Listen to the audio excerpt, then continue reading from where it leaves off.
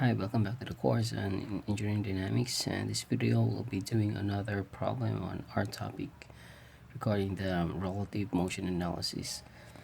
So the problem, this one is taken from the textbook of Bedford and Fowler. So it's the example 17.2. The problem states that bar AB in the figure rotates with a clockwise angular velocity of 10 radians per second. Determine the angular velocity of bar BC and the velocity of point C. So this is the figure, and you have this bar AB here. So this is A, this is B, point B. So we have this bar, and this bar is rotating clockwise with 10 radians per second angular velocity. And then this one is connected, this pin joint, so this one is connected here, and this point C is just actually something like a you can say a smooth surface here. So it's just the bar BC that's resting on the surface here. So meaning it's just something like it's free to move right or left. Just is something like a roller support over here. Okay, so if we try to simulate the motion, so for example, this is our surface, and then this red ball pen over here is the bar BC, and then this one is the red ball pen is the bar AB, and then the blue one is the bar BC. So if we rotate clockwise this red ball pen, then what will happen to this point C over here, and then this point B? Okay, so let's see. So okay, we try to rotate again, so it's like this. See, okay, so you notice that point C actually moves to the right, and as it moves to the right, it's actually also rotating, but the rotation is, if you notice, it moves like this. So meaning it has a counterclockwise rotation. So the problem asks us to determine the angular velocity of this bar and also the velocity of this linear velocity over here at point C. So we are also given with this geometry. So it's a 0.4 by 0.4 from A to B, and then we have a 0.8 meters from point B to point C along the x-axis. Okay, so in this problem we'll do a vector approach, and I'd like to start drawing the three-dimensional view of this figure. Okay, so here's my drawing. So it's oriented this way because I'm thinking of this coordinate axis. So we have this x over here, x, y, and then the z axis. So if we draw it here, then I'd like to, since we're dealing with relative velocities here, so I'd like to point out my UCS over here.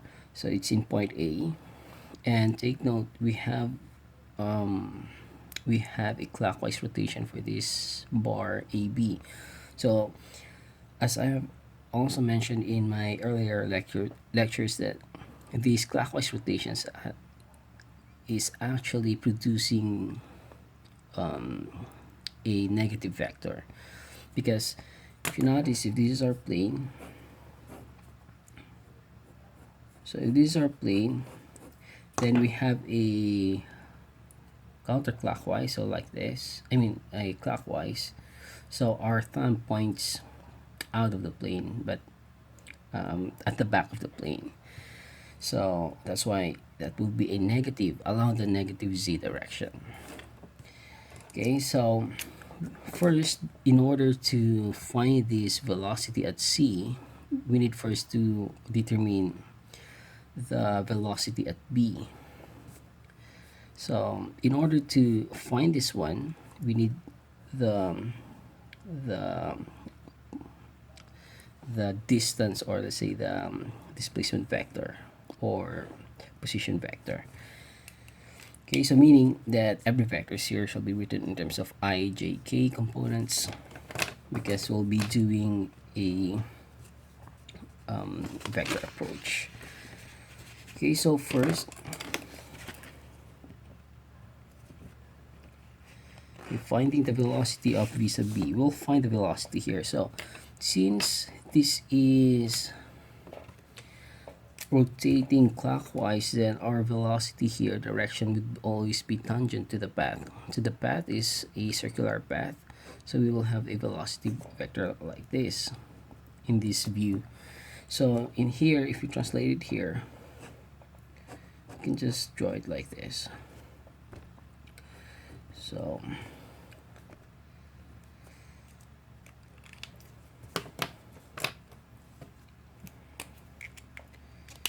okay, so finding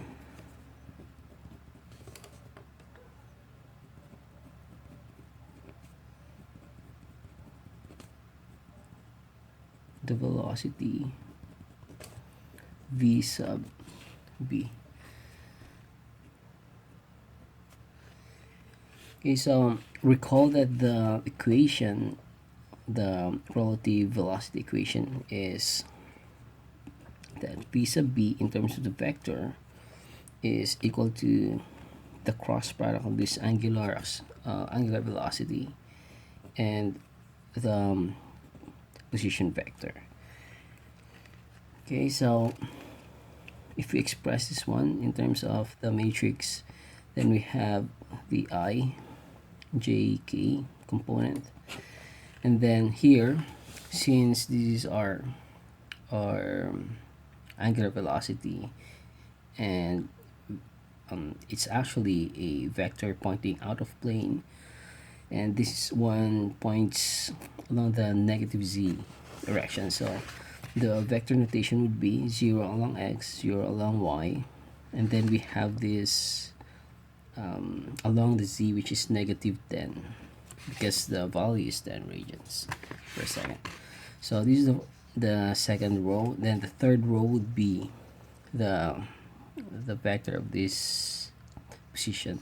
So along x, so this is our actual, this is our point of reference from point A. So from this one to point B, we have, actually it goes to the right, so it's positive, and then it goes upward, and that's why it's also positive. So we have 0.4 along y. The z-axis is actually just 0.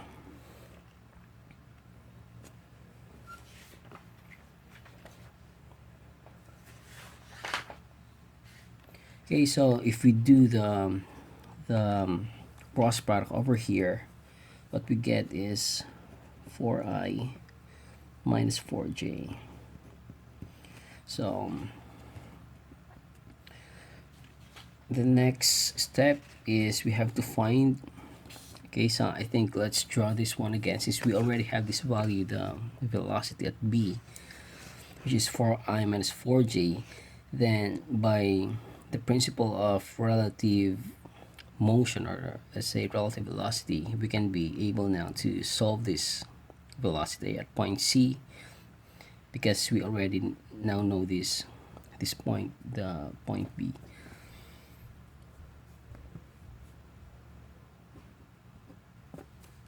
Okay, so let's write finding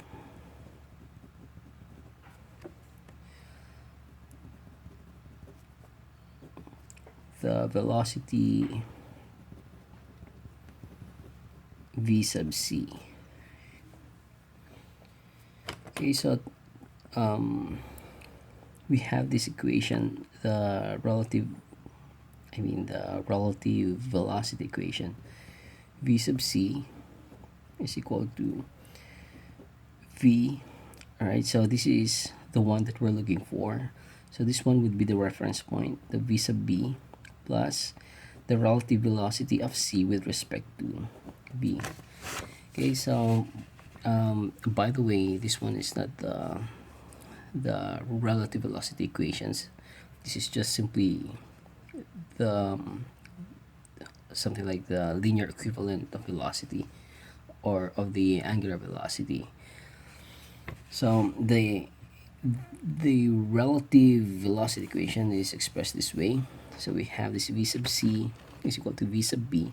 So take note, the left hand side is usually what we want to find, and then we have a known velocity at some point. That's gonna be our reference point, then plus this relative velocity here. Okay, so if we transfer this v sub b over here, so that's the reason why I draw these two figures, because I would like to draw a separate figure when we're just referring to the bar BC. Okay, so this one is the plane. So let me draw first the UCS. So my UCS, I'll just transfer it here.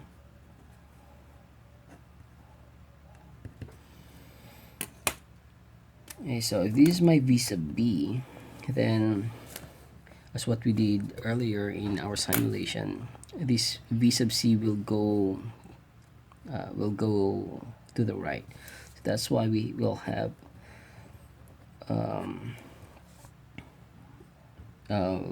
velocity vector that's purely along the x-axis. So it's like this. And also we still have the distances along the x and then along the y. So from this point we'll have a position vector over here. So that is r c with respect to b. Okay, what else? So we still need the rotation. So this rotation, if you notice that if this rotates clockwise, then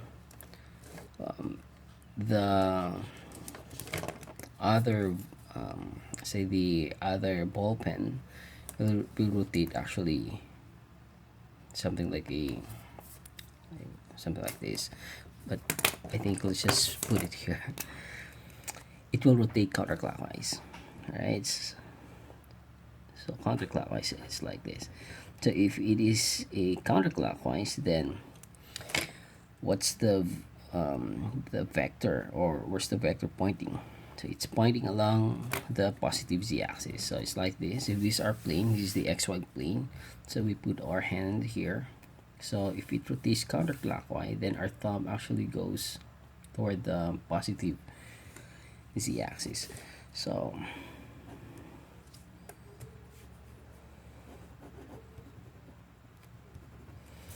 okay, so let's just write omega, or you can write a subscript BC, omega BC if you want. Okay, so let's solve now. So since we already have this velocity at point B, which is just 4i minus 4j, then plus the expanded, or let's say the matrix of this. So take note, this one is actually, the equation of this one is also like this.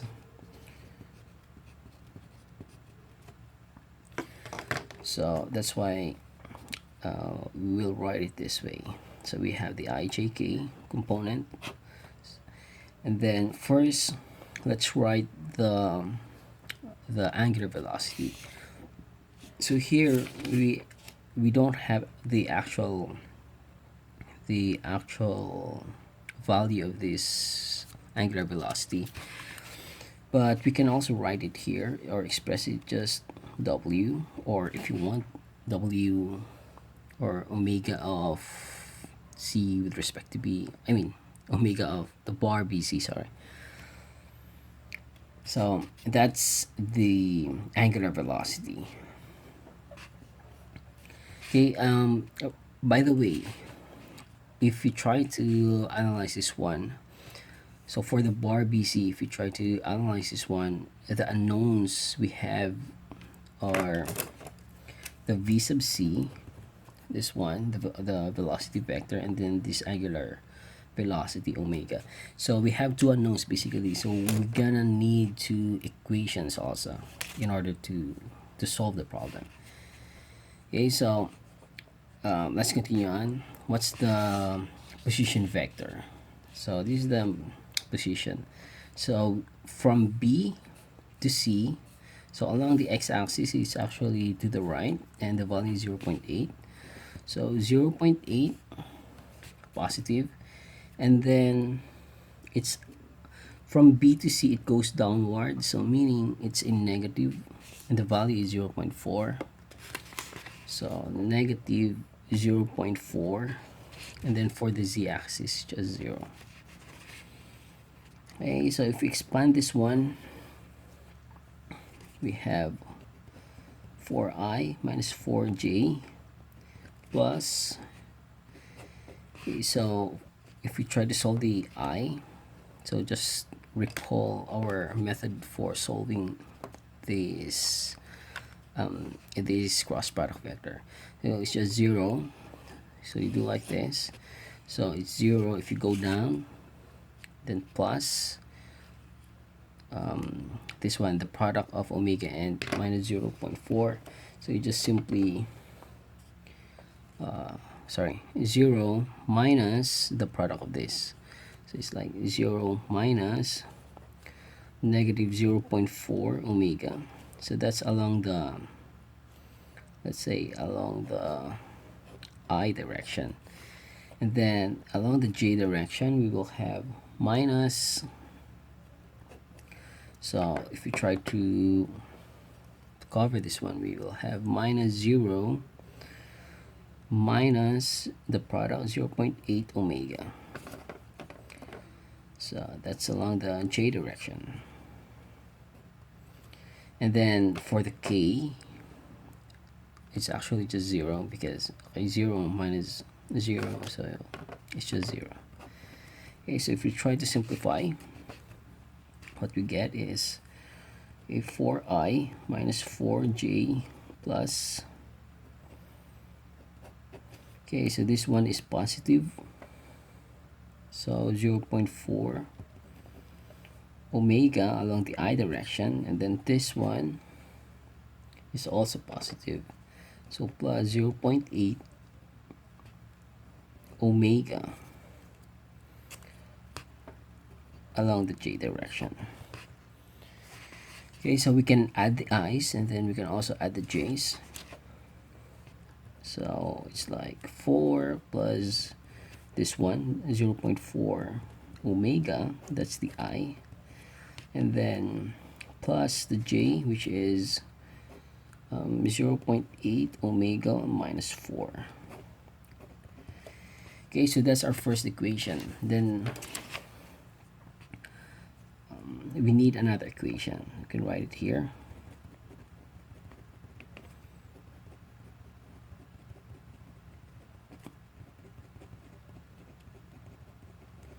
So the next equation we have is for the equation v sub c. So the v sub c is just actually a vector just along the x-axis. So meaning we can write it as just vc, the magnitude along the I direction. Okay, so now since we have two equations, okay, now we have two equations.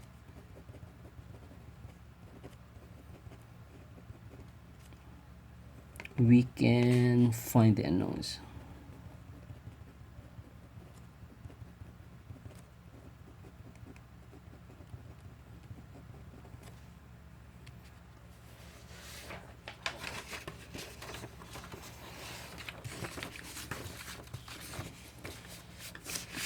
Okay, so what we'll do here is this. So if we equate the two equations, so equating the two equations,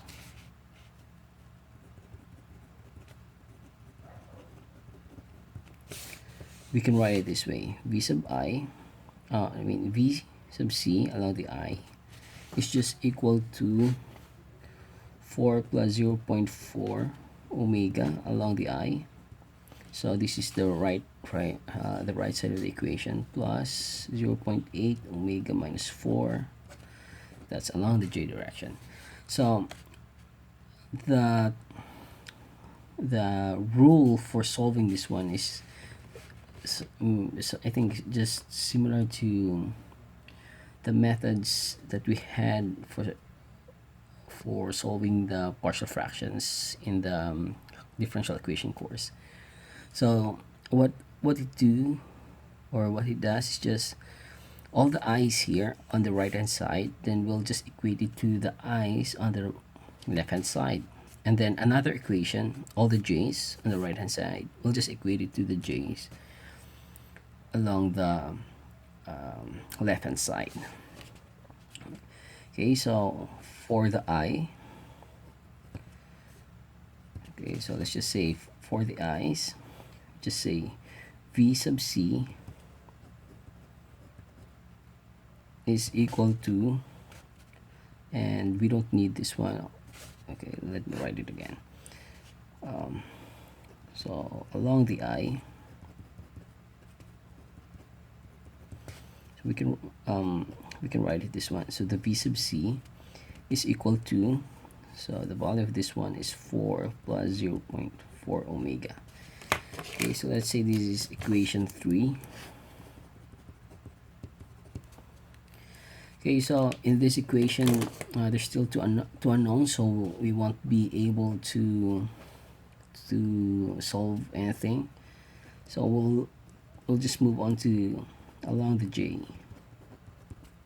Okay, so on the left hand side, there's no j over here, so it's just 0. It's equal to 0.8 omega minus 4. Okay, so in this equation, there's only one unknown, so we can solve this one. Therefore, omega is just 4 divided by 0.8.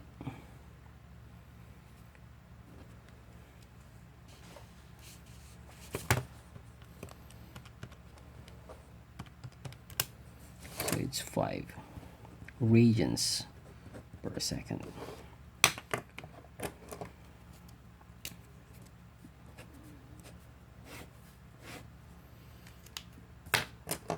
So let's say this is equation 4.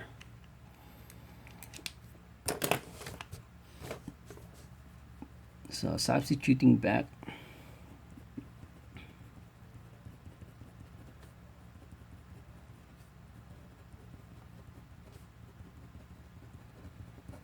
equation 4 to equation 3. Okay, so since we now have this value, then we can substitute this one here in this equation, and then we can solve for the v sub c. So v sub c is just 4 plus 0.4 times 5. So 4 plus 0.4 times 5. So it's 2. So we have 6 meters per second. So that's v sub c.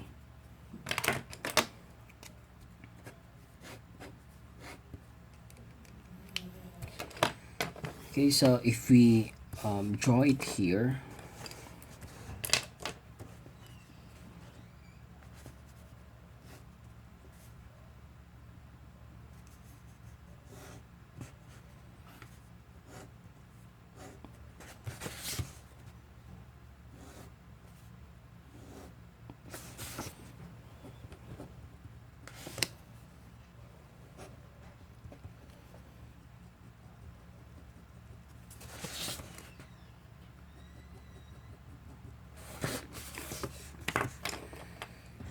this one, I think this one rotates clockwise,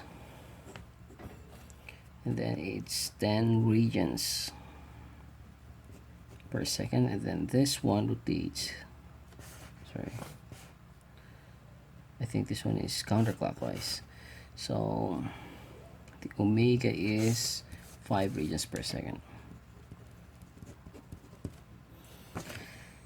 Okay, and then the next thing is the velocity of B. Let's put a label over here. So it's A, B, and then C. So for the velocity of B, it's you can also solve this one, which is just the scalar value or the magnitude, which is 4 squared plus 4 squared square root. So it's like 5.65. So 5.65 meters per second. Then this one, the velocity of B, no, the velocity of C, I mean. B sub C is 6 meters per second. Okay, so let me check. So we have this one. So it's just 4 squared plus 4 squared square root. Okay, 5.65. All right, so that's the value. So if we do the recap, we have this problem over here. It's composed of two bars, and then the one there's an angular velocity given. Then this one is spin, and then this one is along the surface. So the problem asks us to solve the value of the angular velocity of this bar plus the velocity of point C. So since there's actually a surface here, it's something like it's constrained, so the only velocity it can go is towards the right. Okay, so first we solve for the point B, velocity of point B, because what we only know is the point A so far, and this angular velocity here. So we first solve for the velocity of point B, and we use this cross product vectors. So we solve that one, and then we get this. So it's 4i minus 4j. Okay, it's actually, if you try to think about it, the I direction is positive, so this is correct, and then the J direction is negative, so this is downward. This is also correct, so we have a correct assumption over here. And then now, since we have the value of the point B, then we can now solve for the angular acceleration, angular velocity of this bar BC, and then this linear velocity of point C. So since we have two unknowns, then we're gonna need two equations to solve that. Okay, so we apply the relative velocity equation, and then we substitute all the values here, and then we do the math, and this is what we get. So this is the first equation. Okay, so let's say equation 1. So we still need another equation because we have two unknowns. So we can get this equation from just the velocity of point C alone, which is just it's just purely acting along the x-axis. So you have this v sub c along the I direction. So the j and then the k direction is 0. Now we have two equations, then two equations to unknowns, then we can solve that.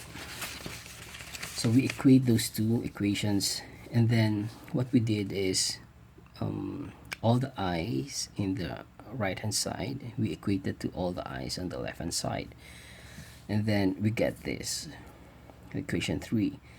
And then another equation, all the i's on the right hand, all the j's in the right hand side, we equate that here to all the j's in the left hand side. But since there's no j's here, then it's just 0. So we get the value of this angular velocity. Okay, so after that, now we have this angular velocity value, then we can now solve for this linear velocity at C. Right, so finally this is the drawings. Okay, so in the next video we'll still gonna do more problems on this relative velocity topic. Okay, so see you in the next video.